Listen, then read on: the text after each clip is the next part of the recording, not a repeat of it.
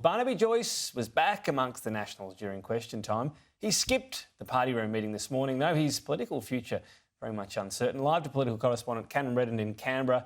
Cam, sometimes politicians, they don't want the limelight. They're under pressure, but I sense Barnaby Joyce he's okay with being the centre of attention right now.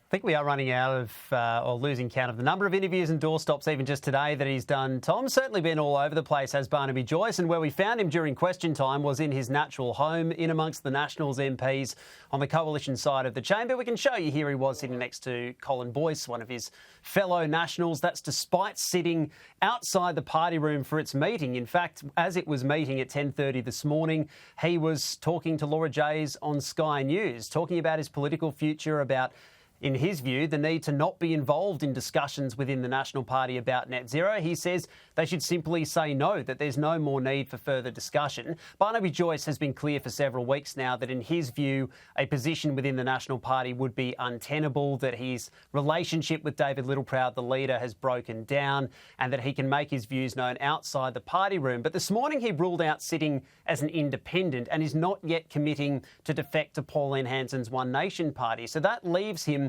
essentially a National MP in self-imposed exile. He does remain a Nationals member for now, and here he is explaining to our colleague Laura Jays exactly what his future might hold and how the Nationals' position on net zero may play a factor in that.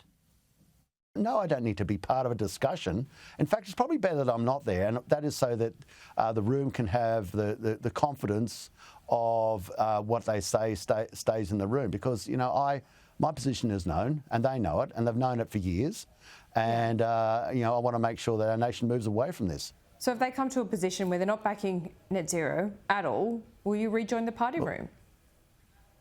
Come and talk to me then, Laura. It's pretty easy to say no, didn't you?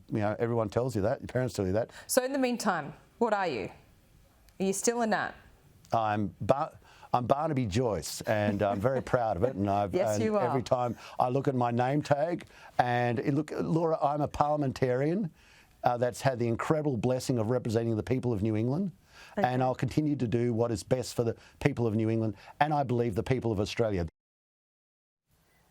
All of this comes against the backdrop of the coalition attempting to come to a position on whether to support or abandon net zero by 2050. There's plenty of advice going their way, including this from the Energy Minister Chris Bowen. Sky News has obtained this letter written to the Opposition Leader Sussan Ley just before question time today, in which he says if the coalition's new approach is to listen to science and experts, then we would be happy to assist in making the science and experts available. Chris Bowen says to Sussan Ley, I would like to extend a briefing to you and anyone else in your party room who would like to understand what Australia has at stake as you develop your energy and emissions reduction policy. He then goes on to list a number of different organisations, including the Department of Climate Change and Energy, the Climate Change Authority, the Australian Energy Market Operator, the CSIRO, the Australian Energy Regulator and more, as agencies he's allowed or able to make available for a briefing. He says to Sussan Ley, should you wish to take up any of these offers, please contact my office. So, Tom, maybe a little bit cheeky from the Energy Minister there. There have been a number of briefings